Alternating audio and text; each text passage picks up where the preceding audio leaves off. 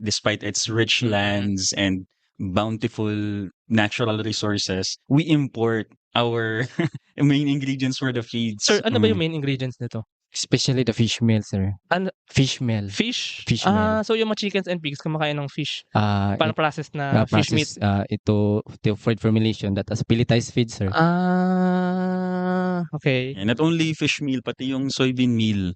Mm. Since anong tawag na to, walang masyadong production ng soybean sa Pilipinas. So that's also one of the most commonly imported na parang raw materials for feeds production. Luckily for us here in Caraga region, we are actually the number one soybean producer in the Philippines.